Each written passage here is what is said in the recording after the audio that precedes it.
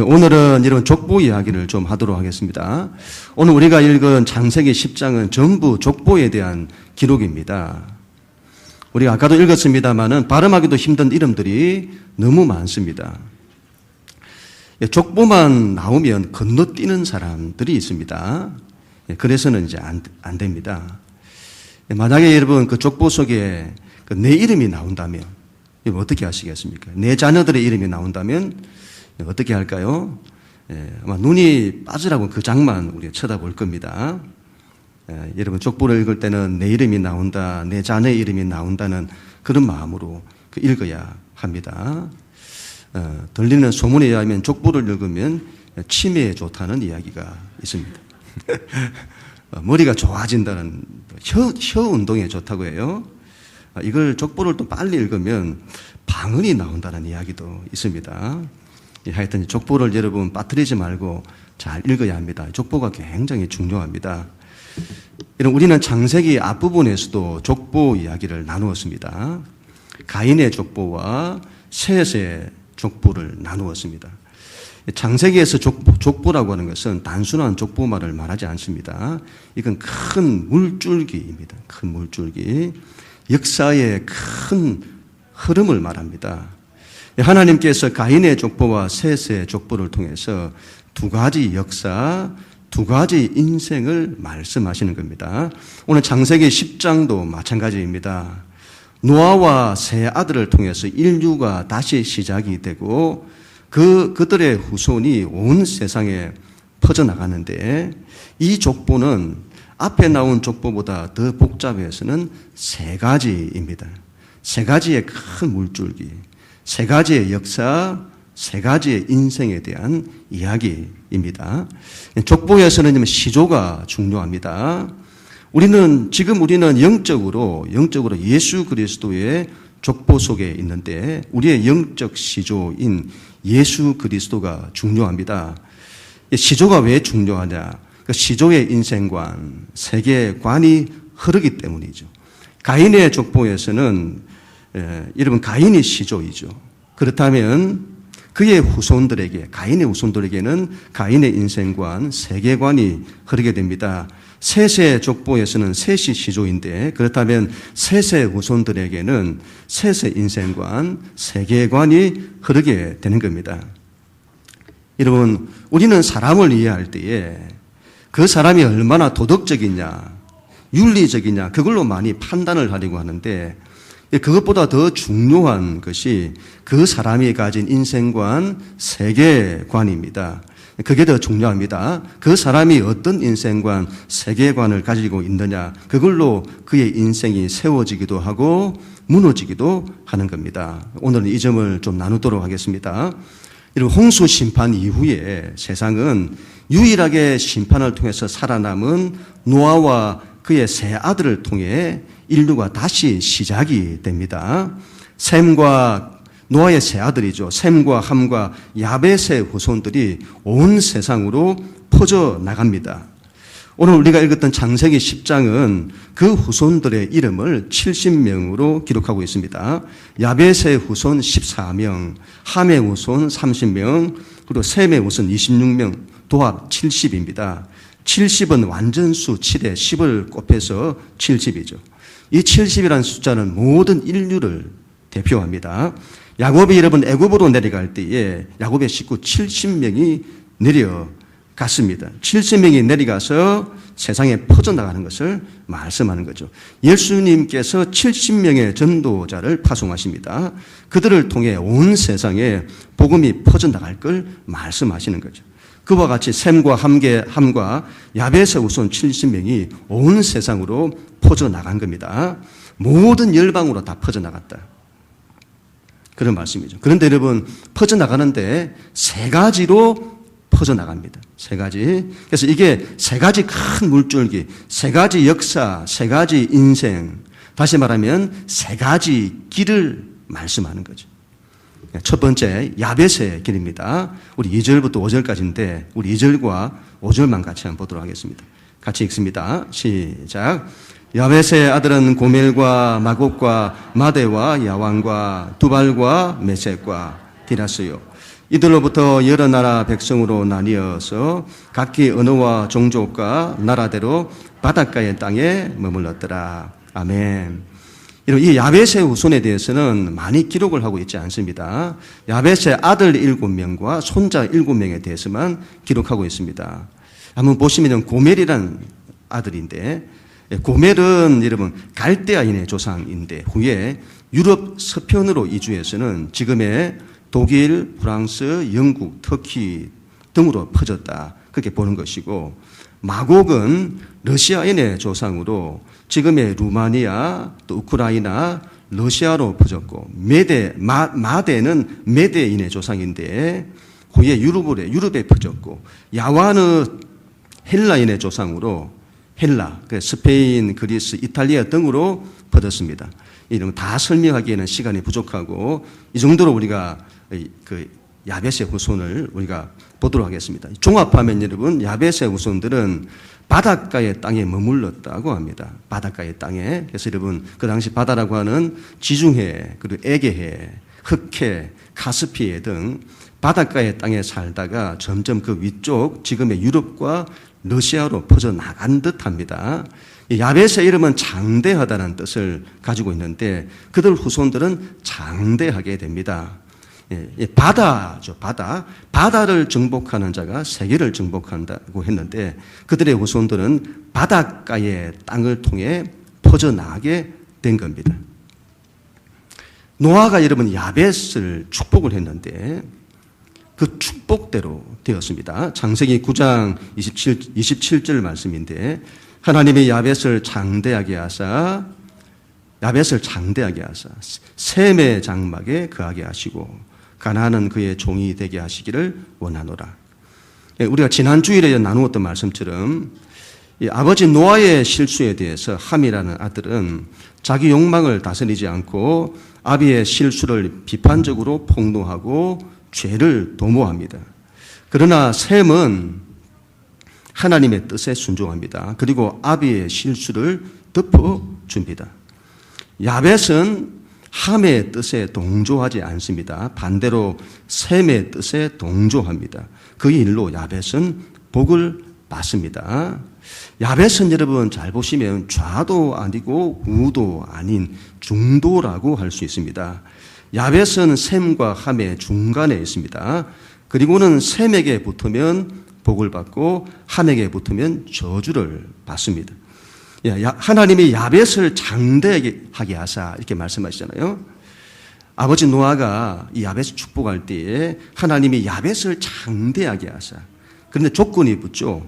셈의 장막에 거하게 하시고, 야벳은 여러분 셈의 장막에 거해야 합니다. 그래야 복을 받는다 이 말이죠. 셈의 장막에 거한다고 하는 것은 셈과 뜻을 같이 한다는 겁니다. 셈이 누구이죠? 나중에 우리가 보면 알겠습니다만 하나님의 뜻을 추구하는 이 종족이 셈의 자손이죠. 셈과 뜻을 같이 해야 한다. 이런 나중에 역사 속에서 아벳의 후손들이 이 유럽이죠. 유럽이 셈의 후손에서 오는 예수 그리스도의 복음을 받아들입니다. 셈과 뜻을 같이 하죠. 그리고는 전 유럽이 복을 받습니다. 복음을 받아들인 나라들마다 복을 받습니다. 정치, 경제, 사회, 문화, 학문과 철학, 기술과 과학, 모든 것이 장대하게 됩니다. 여러분, 로마가 기독교 복음을 받아들이자 장대해졌습니다.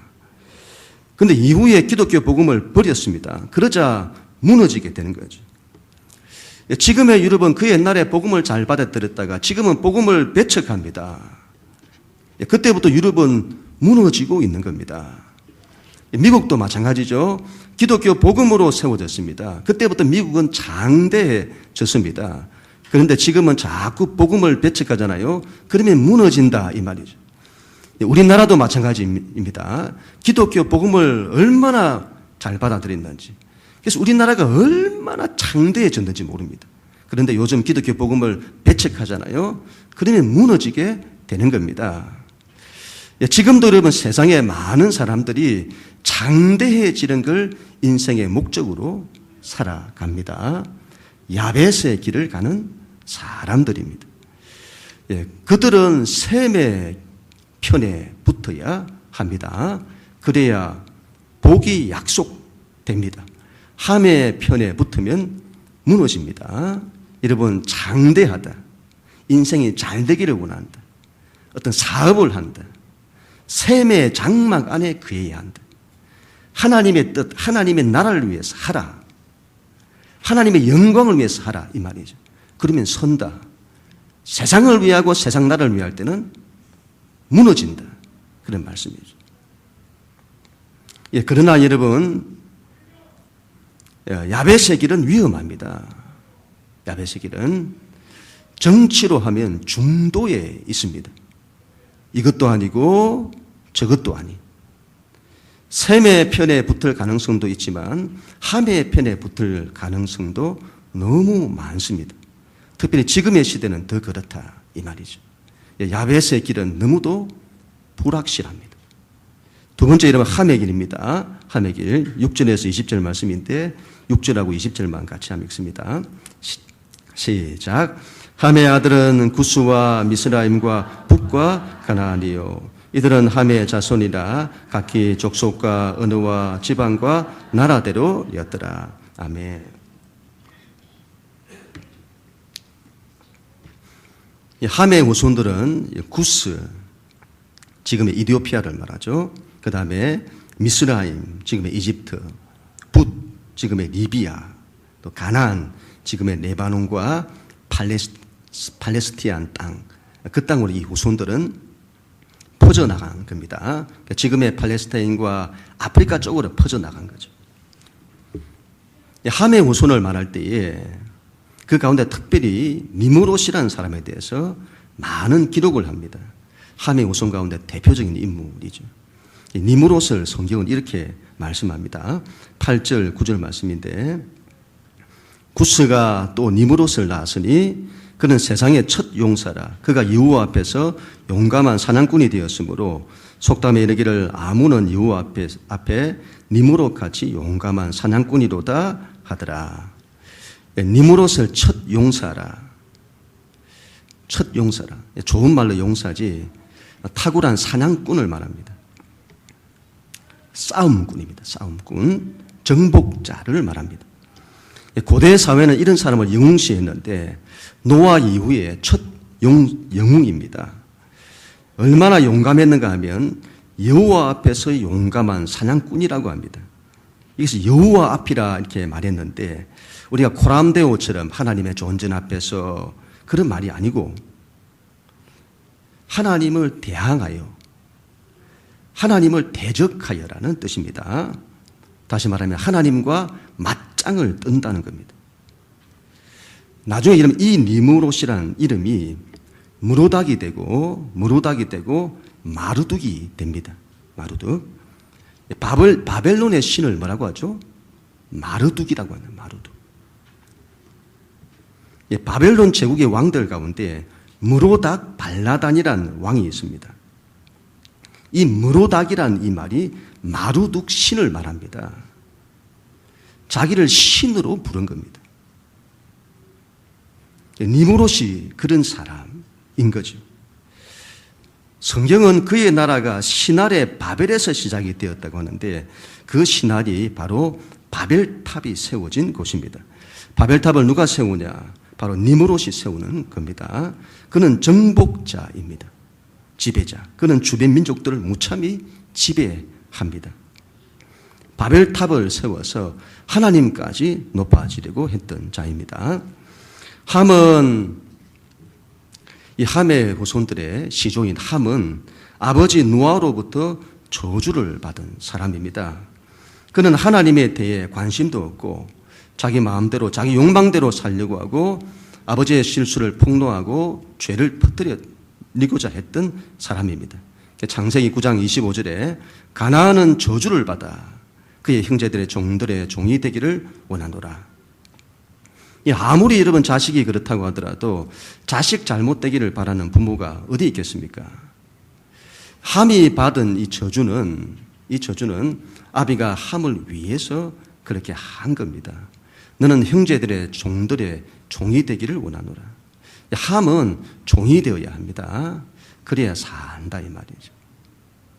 함이 주인이 되려고 하면 그도 망하고 다른 사람도 망하게 합니다.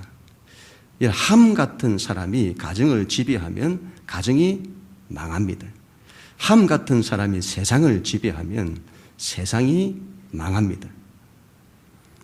함이 여러분 아버지의 말대로 종이 되었으면 복을 받았을 겁니다. 낮은 곳에서 종이 되어 사람을 섬겨내고 하나님을 섬겨냈다면 엄청난 복을 받았을 겁니다. 그런데 함은 아버지의 말을 무시합니다. 그리고 아버지의 말에 저항합니다. 그의 후손 가운데 대표적인 사람이 니므롯이다. 니므롯은 하나님께 저항합니다. 그는 제국을 꿈꿉니다. 하나님 나라와 전혀 반대되는 세상 나라를 꿈꿉니다. 그리고 사람을 죽이고 지배하여 바벨을 세웁니다. 거대한 도시를 건설하고 문명을 만들어냅니다. 그리고 자기를 신으로 만듭니다. 니므롯은 장차 하나님 나라를 대적하여 일어날 적그리스도를 대표합니다. 앞으로 니므롯 같은 사람이 역사 속에서 일어나게 될 겁니다. 함의 우소는 여러분, 이 함의 우소는 장대해지는 걸 목적으로 하지 않습니다. 세상에서 여러분 잘 되는 걸 최종 목적으로 하지 않습니다. 그들은 세상을 지배하기를 원합니다. 그들은 자신들의 종됨을 저항합니다. 그리고는 어떻게 해서라도 폭력과 저항으로 기존 질서를 뒤집어 엎는 것입니다. 이들은 역사 속에서 저항과 투쟁의 역사를 만들어냅니다. 사회주의와 너무도 닮았습니다. 평등이라고 하는 이름으로 폭력과 저항으로 기존 질서를 무너뜨려서 세상을 바꾸려는 운동입니다. 인본주의도 마찬가지이죠. 하나님의 자리를 없애고 인간을 근본에 세우는 운동입니다. 이들은 역사 속에서 끊임없이 셈의 후손들을 반대하고 핍박했습니다. 하나님 나라를 반대합니다. 지금도 여러분 전 세계적으로 안티 기독교 운동이 일어나고 있습니다. 지금 동성애에 대한 운동들이 일어나잖아요. 이런 운동들을 지금 나이브하게 보면 안 됩니다. 그냥 인간의 죄 가운데 하나쯤이 아니냐 이렇게 보시면 안 된다 이 말이죠. 이건 운동입니다. 운동. 어떤 세력들이 의도를 가지고 하나님 나라를 대적하기 위해서 일으키고 있는 함의 후손들, 니므롯의 후손들이 만들어내는 것입니다. 이들의 길에 서면 안 됩니다. 여러분, 사람을 사랑해내고 섬기려는 것이 아니라 남들을 밟고 남들을 지배하고 남들 위에 높아지려는 그걸 위해서 저항하고 투쟁하는 이건 여러분 함의 길입니다. 이 길은 반드시 망한다. 여러분 이건 위험한 정도가 아니라 불확실한 정도가 아니라 이건 절대로 가서는 안 되는 길이다 이 말이죠. 우리는 함의 길을 가서는 안 되겠습니다. 마지막 세 번째로는 셈의 길입니다. 21절부터 31절 말씀인데 우리 21절과 31절만 같이 읽습니다. 시작. 셈은 에벨 온 자손의 조상이요 야벳의 형이라.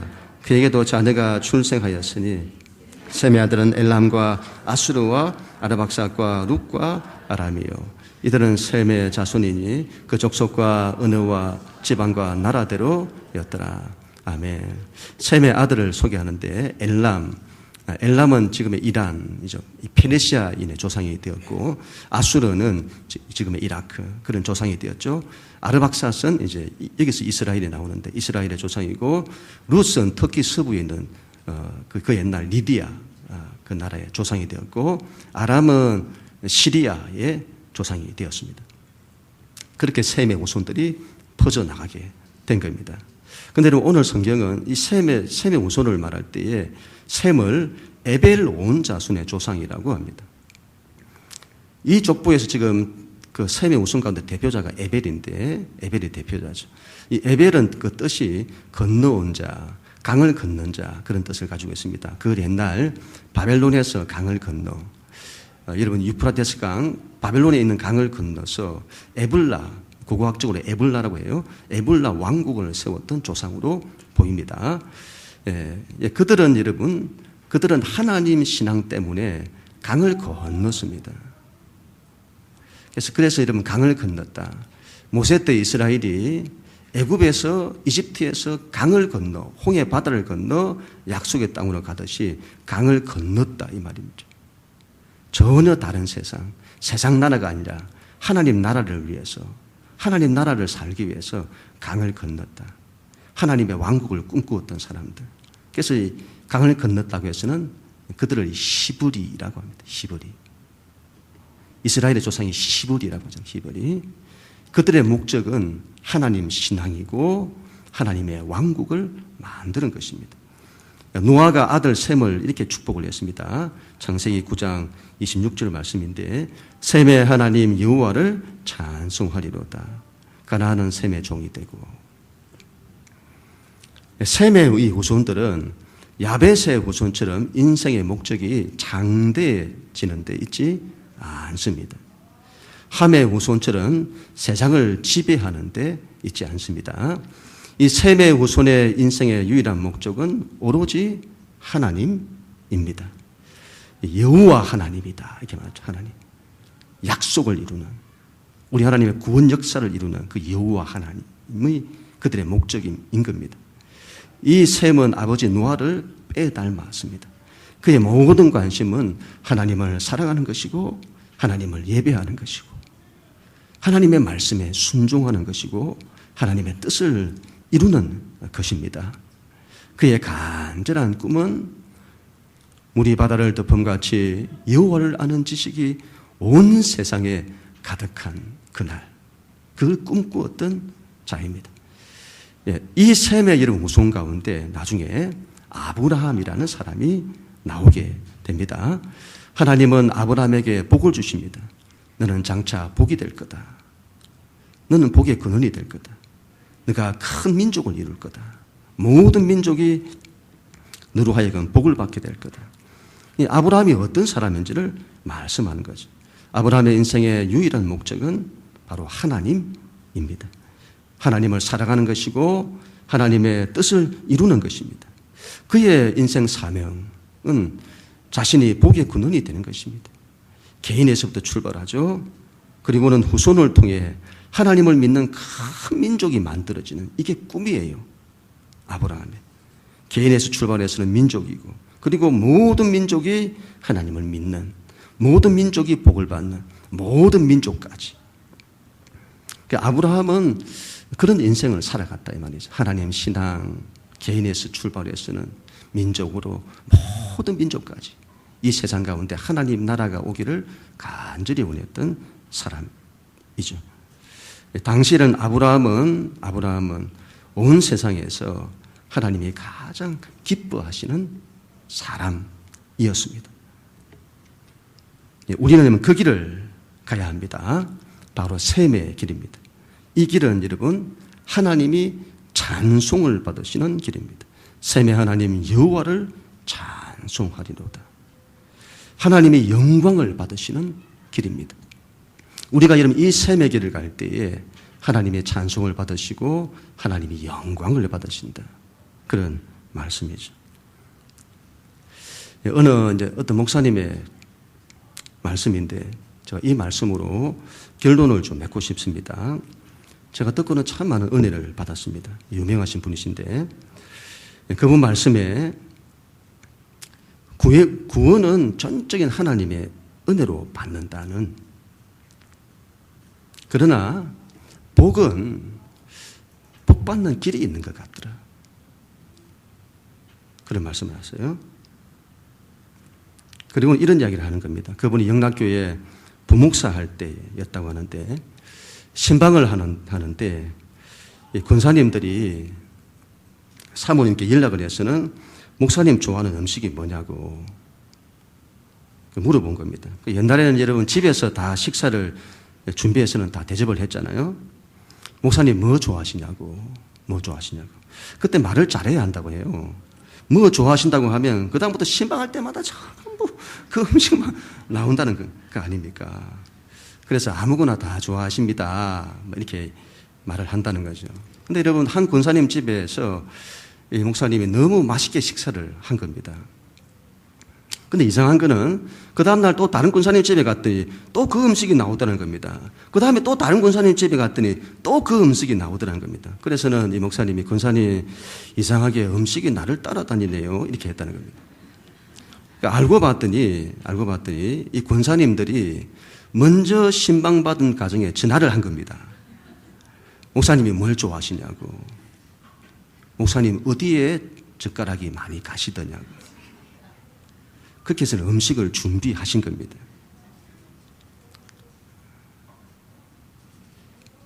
그분들의 마음이 그렇게 귀하더라는 겁니다. 목사님 좋아하는 음식에서 목사님 대접해드려야지.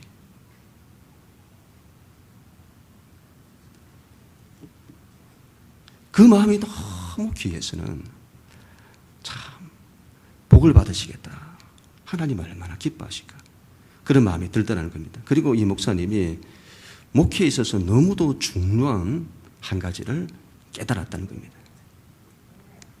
하나님이 뭘 좋아하시는지, 하나님의 젓가락이 어디에 많이 가시는지,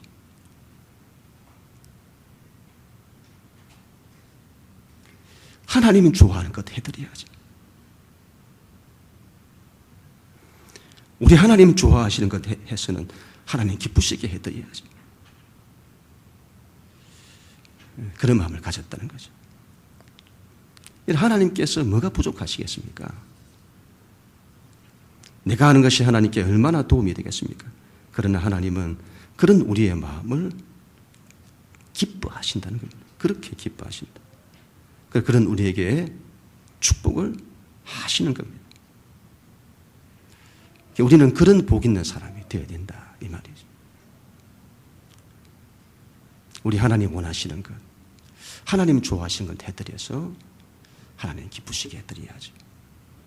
이게 복 받는 비결이다, 복 있는 길이다, 그런 말씀인 겁니다. 여러분, 야벳의 길이 아닙니다. 함의 길은 더욱 아닙니다.